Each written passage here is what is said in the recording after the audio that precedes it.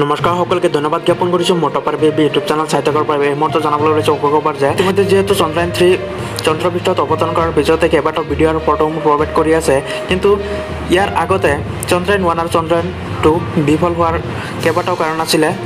আৰু ইতিমধ্যে যিহেতু এইবিলাকৰ সফলতাৰ দিশে আগবাঢ়িবলৈ চন্দ্ৰায়ন-3 লেণ্ডিং কৰিছিল, এতিয়া প্ৰভাইড হৈ আছে কেইবাটাও ভিডিঅ'। তাৰ পিছতে দৰ্শকৰ মাজত এতিয়া আনন্দ উল্লাহৰ পৰিৱেশ পিছতে এতিয়া ইছৰোৰ ফালৰ পৰা নতুন জাননী জাৰি কৰা হৈছে যে ছেপ্টেম্বৰ মাহত সূৰ্যলৈ যাব আদিত্য L1 আৰু সূৰ্যায়ন L1 আদিত্য L1 এইটো লঞ্চ কৰা হ'ব ছেপ্টেম্বৰ মাহত। ইতিমধ্যে বহুতেই অভিনন্দন জনোৱা হৈছে, ইয়াত কমেণ্টৰ সময়ত দেখুওৱা হৈছে অতি উষ্ম অভিনন্দন জনালোঁ যাতে সূৰ্যায়ন আদিত্য L1ৰ সফলতাৰ দিশে আগবাঢ়ি যাব পাৰে।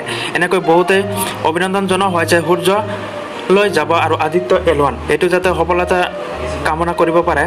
গতিকে যদি কোনোবাই এইটো চেনেলৰ যোগেদি ভিডিঅ'সমূহ চাই আছে যে কোনোবাই যদি মেট্ৰিকৰ ছাত্ৰ ছাত্ৰী হোৱা আৰু হায়াৰ ছেকেণ্ডেৰীৰ ছাত্ৰ ছাত্ৰী হোৱা, তেনেহ'লে সিহঁতে ভিডিঅ'টো মেট্ৰিক বা হায়াৰ ছেকেণ্ডেৰী ছাত্ৰ ছাত্ৰী হ'লে শ্বেয়াৰ কৰি দিবা যাতে সিহঁতৰ এইটো চেনেলৰ যোগেদি ভিডিঅ'সমূহ প্ৰভাইড কৰা হয়। গতিকে মোৰ ছাত্ৰ ছাত্ৰীসকল মেট্ৰিক আৰু হায়াৰ ছেকেণ্ডেৰী ছাত্ৰ ছাত্ৰীক এইটো চেনেলৰ যোগেদি ভিডিঅ'সমূহ প্ৰভাইড কৰা হ'ব। চিলেবাছ ৰুটিন আৰু এক্সামৰ ৰিজাল্ট সন্দৰ্ভত এইটো চেনেলৰ যোগেদি উপস্থাপন কৰা হ'ব।